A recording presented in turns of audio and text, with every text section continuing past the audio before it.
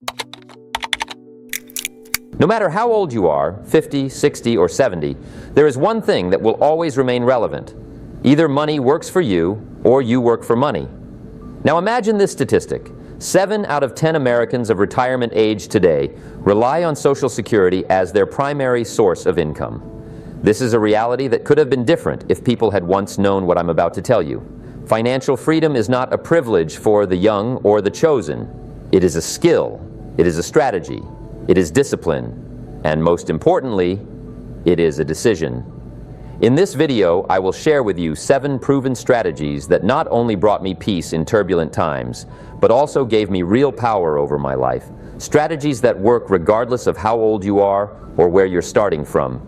And you know what? The best part comes at the end. Together, we'll develop a personal, practical financial plan for you for the week. Yes, with specific actions you can start taking today. But right now, I want you to think about a simple question. Do you control your money, or does it control you? When I was young, I thought the most important thing in life was to find a good job, a stable one with health insurance and a pension plan. And you know, many of us live that way. 40 years at work, 40 hours a week, only to end up with 40% of what was never enough to begin with.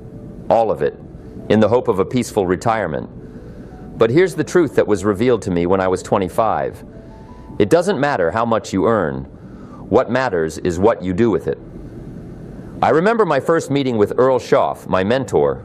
He looked at my financial situation and asked, "Jim, have you ever saved even 10 cents from every dollar?" I answered, "No, Earl, I haven't." And he just smiled and said, "That's where we'll start." That was the first principle. Learn to manage even a little if you want to have more. I was 25 and I was broke. Completely. In debt with no prospects, no plan. But from the moment I started learning financial literacy, not from newspapers, but from philosophy, everything began to change. Not immediately, but over time. Because wealth doesn't appear by accident. Wealth is the result of the right habits and the right mindset. See the paradox? People believe financial well-being is about income. If only I earned more, they say. But no. True financial well-being is a matter of decisions, a matter of discipline, a matter of long-term thinking. You can have $1 million and lose it within a year. Or you can have a modest income and build a legacy. I've met people who earned very little but had freedom. Why? They lived below their means. They invested in knowledge. They didn't chase instant gratification. They built brick by brick. And you can do the same. It doesn't matter how old you are. What matters is the decision you make today. One man once told me, "Jim, I'm already 60, it's too late to start." And I answered, "When is the best time to plant a tree?" 20 years ago. And the next best time? Today. Because today is a new start. It's a chance. It's a moment of truth. And if you take responsibility for your money today, you can change not only your financial future, but your inner state. From fear to confidence, from lack to abundance, from uncertainty to wisdom. The 7 strategies we'll explore next, they're not just tips from books. They're what I've lived, what I've seen in the lives of thousands of people. And each one starts with a simple yet profound question. Are you the master of your finances or a guest in your own bank account? Remember, money is a servant, but a very dangerous master. Learn to manage it, and it will serve you for life. Otherwise, you'll serve it, day by day, paycheck by paycheck. And that's not the life for you. Right now, this is the moment to take out a notebook. Because we're not just going to talk about financial freedom. We're going to create an action strategy for you at the end of this video. Not theory, a plan, and I want you to be ready. Let's start with the first strategy my mentor once explained to me. Learn to live on 70% of your income. Not 100. And definitely not 110 like most people do. This habit became my starting point. It's simple, yet powerful. At the time, I was earning very little, and I thought, I'm barely getting by as it is. How can I possibly save anything? But Earl said, if you can't live on 90% of your income, you won't be able to live on 1,000% either. That was a shock, and it was true. Financial management is a matter of self-discipline, not math. And when you start keeping 70% for yourself and dividing the rest between education, investments, and charity, not only does order come into your life, self-respect does too. You no longer spend every dollar as if it's your last. You begin to think like a builder, not a consumer. You lay a foundation. So 70% for living, 10% for investing in yourself, books, courses, knowledge, 10% for capital that works for you, and another 10% for charity, because once you learn to give, you open a channel to receive. This is not just a financial strategy, it's a life philosophy. The second strategy, save and grow. Don't just stash money under a mattress, grow it. Money needs to work. If it's not working, it's not money, it's just paper. And I've always said it doesn't matter how much you save. What matters is how disciplined you are about it. Because discipline is the bridge between goals and results. I remember once I was late on a bill payment. It wasn't a big bill, but it hit me so hard that I told myself, enough. From now on, I manage money, not the other way around. And I started saving not when something was left over, but as soon as I received income. Automatically, systematically. Because you know what's best about automatic saving? It's non-negotiable. You just do it, like brushing your teeth, no discussion. And the third strategy, study money like your life depends on it, because it does. In school, they didn't teach us what compound interest is. They didn't teach us that a credit card is not money. They didn't teach us that the greatest enemy of financial freedom is not lack of money. It's lack of knowledge. But you can learn at any age. Today, it doesn't matter if you're 50, 60, or 80. What matters is whether you're willing to learn. I started reading everything I could find about money, about investing, about taxes, about insurance, about how wealthy people think. Not to become a financial expert, but to stop being a financial victim. And I recommend the same to you. One new lesson per week, one financial term, one principle. These are simple things, but they change everything. As my mentor used to say, one of the worst conditions is not poverty, it's financial helplessness. That's where the power lies. You can take responsibility for your financial state right now. You can learn, you can change, and when you change, everything around you changes. Your decisions become sharper, your spending wiser, your opportunities greater. Why? Because you no longer react. You lead. Ask yourself this, if every dollar were a worker, would you hire it? Or would you let it slack off, get wasted on trivialities, impulsive buys, mindless entertainment? Or would you give it a task, a purpose, a plan? You see, money is like an army. It's either disciplined or it rebels. And you are the commander-in-chief. So the first 3 steps are simple but defining. Live on less than you earn, save and grow, and learn something new about finance every week. That's the path. That's the beginning of freedom. And one more thing, start today. Not on Monday, not after the next pension recalculation. Today. Grab a pen and write this down. What is your monthly income? How much is 70%? How much is 10%? And then take action, because without action, there is no result. As I love to say, it's better to start small than not to start at all. The fourth strategy, and this one is a game changer, is to plan your money before it leaves you. I remember the moment I finally learned how to create a monthly financial plan, and it wasn't some complicated 10-page budget. Number it was a simple list: income, expenses, remainder, and most importantly, a purpose. Where will every dollar go? Because if you don't tell it where to go, it'll find its own way to disappear. Financial freedom doesn't begin with a big inheritance or a lottery win. It begins with a notebook, a pen, and a habit. Before a new month began, I would sit down and write, here's what's coming in, here's where it's going, and here's what I'm investing. It was my way of telling money, I'm in charge now. You may ask, what if the income is unstable? The answer is simple. Plan even for the unstable. Because as I always said, a bad plan is better than no plan.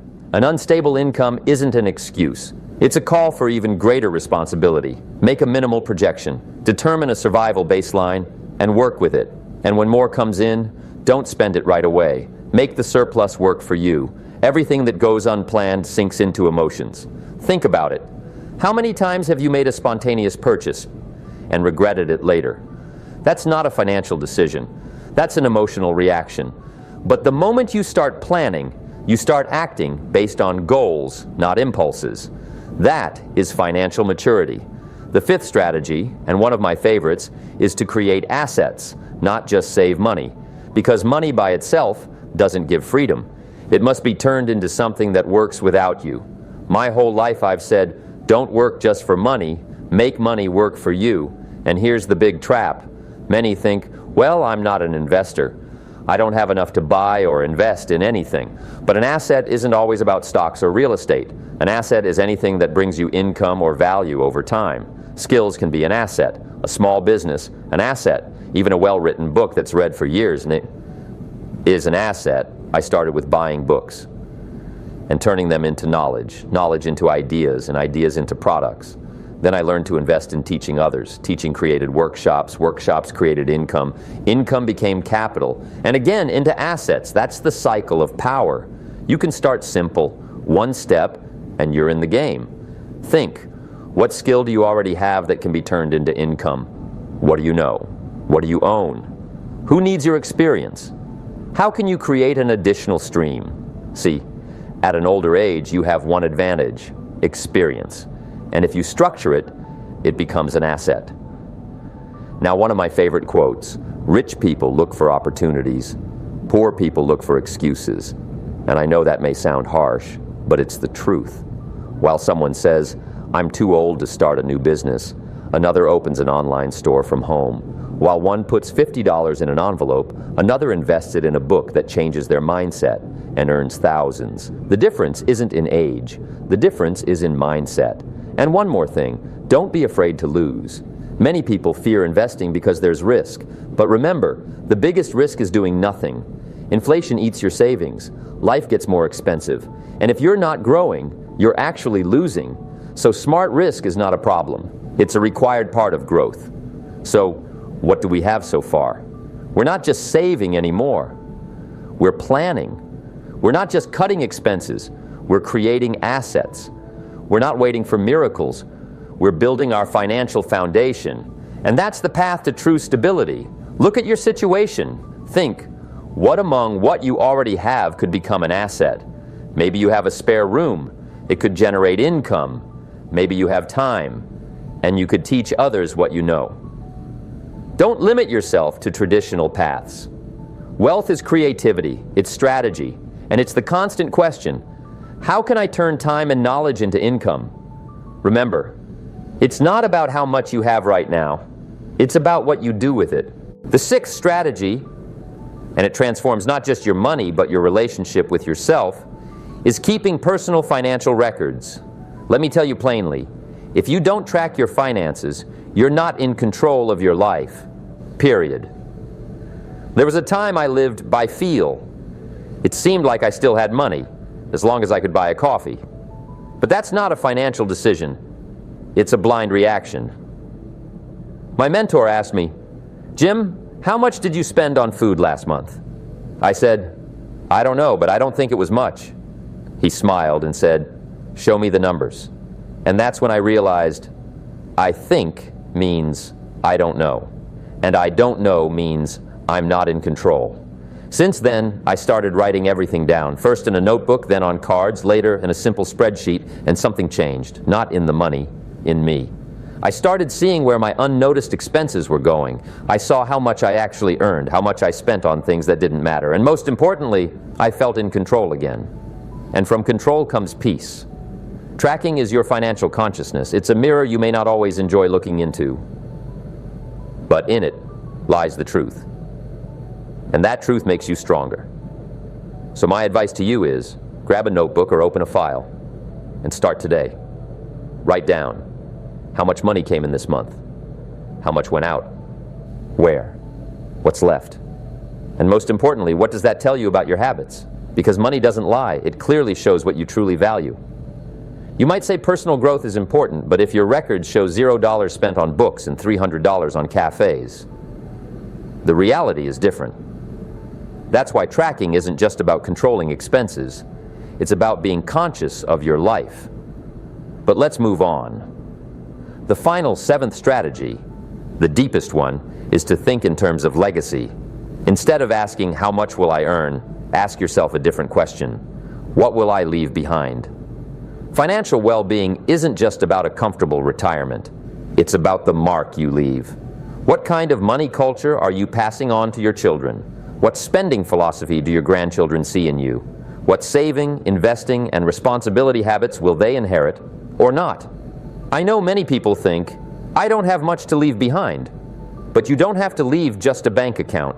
You can leave a system, an example, a principle. If your kids know you always lived responsibly, invested in knowledge, avoided debt, and thought strategically, they've already inherited something powerful. And that legacy will last longer than any check. I remember a story. An older man, a farmer. He didn't have a large estate, but he had records, journals, decades worth. He tracked harvests, expenses, profits. And when his children saw this, they saw a system. They saw that their father wasn't just a laborer, but a thinker, a planner, an entrepreneur. And that legacy changed their lives. Think big. Not just, how do I get through this month? But, how do I build a philosophy that will outlive me? As I once said, success isn't what you get, it's who you become. And when you become a financially responsible person, you become an example. And that's worth more than any amount of money. True wealth isn't just in the bank, it's in the heart, in discipline, in wisdom, in the ability to say, I didn't just spend, I created. I didn't just consume, I built. I didn't just live. I left a path for others to follow.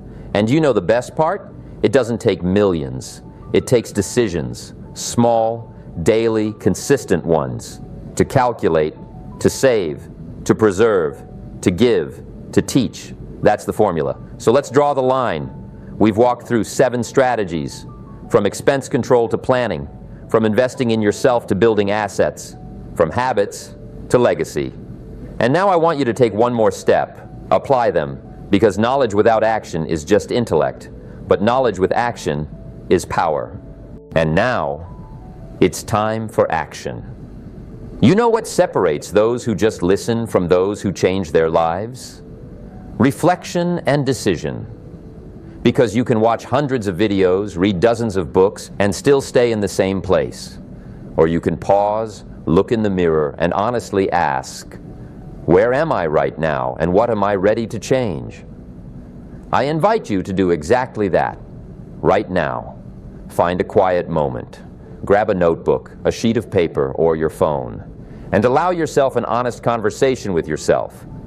We'll go through a short assessment, 10 areas of your financial life, each with a simple question. Your task, rate yourself from 1 to 10. Remember, 1 means, I completely fail at this. 10 means, I do this consistently and confidently. This isn't a score from someone else. It's not criticism. It's your financial mirror, and it will help you see where your strength lies and where you need a plan. Write down your ratings, just in a row, 7, 5, 2, 4, 8. Don't try to be perfect. Be honest, because honesty is the first step to change. Here we go. How confidently do you manage your monthly expenses?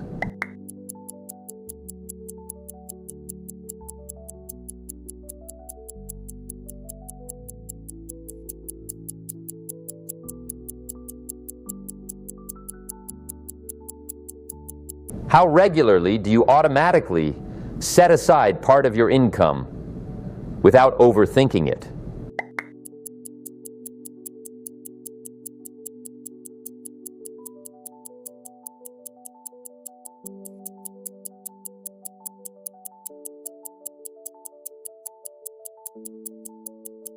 How often do you invest in your financial literacy?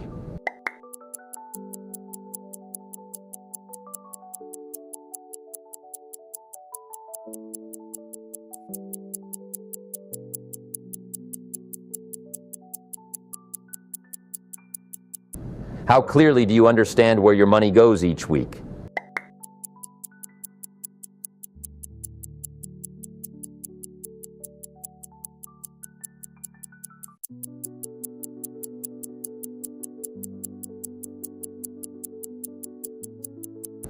How detailed is your income and expense plan for the month?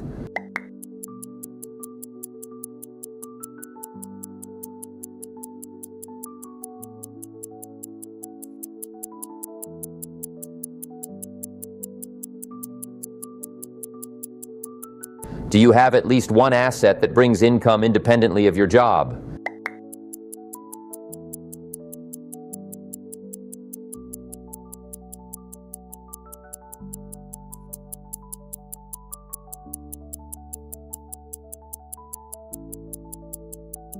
Do you have an emergency fund, at least enough for 3 months of living?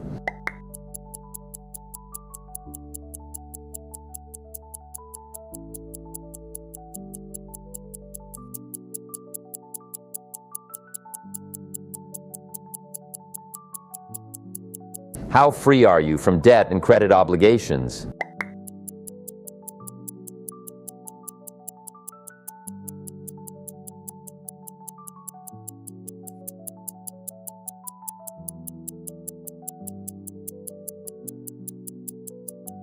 How often do you talk openly and calmly about money with your family?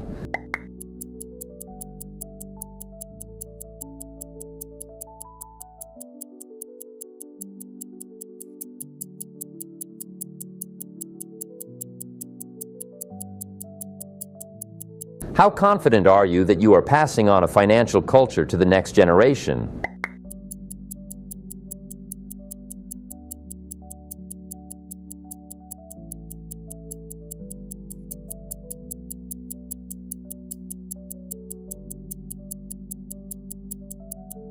Now look at your list. Which area has the lowest score? That's your weak point, but also your greatest opportunity, because by changing that, you change the whole system. Like a mechanism, if one gear doesn't work, everything stops. But if you fix it, the whole thing starts to move. So, here's your assignment for the week. Focus on that one area and make a simple action plan. For example, if it's tracking expenses, write down every purchase each evening. If it's investing in yourself, pick one book and read for 20 minutes daily. If it's saving, set up an automatic transfer of 10% from every income. If it's talking with family, schedule an open financial conversation. Don't wait for the perfect moment. Create it. I recommend write down 3 actions you'll take daily or several times a week. Small but specific. It can be something as simple as check account balance or save $5 before bed. The secret is consistency, because small disciplines create big changes. After a week, return to the same scale. Check. Has the score changed? How do you feel? What became easier? Where did confidence appear? Because with each such exercise, you become stronger, closer to financial freedom, closer to your true self.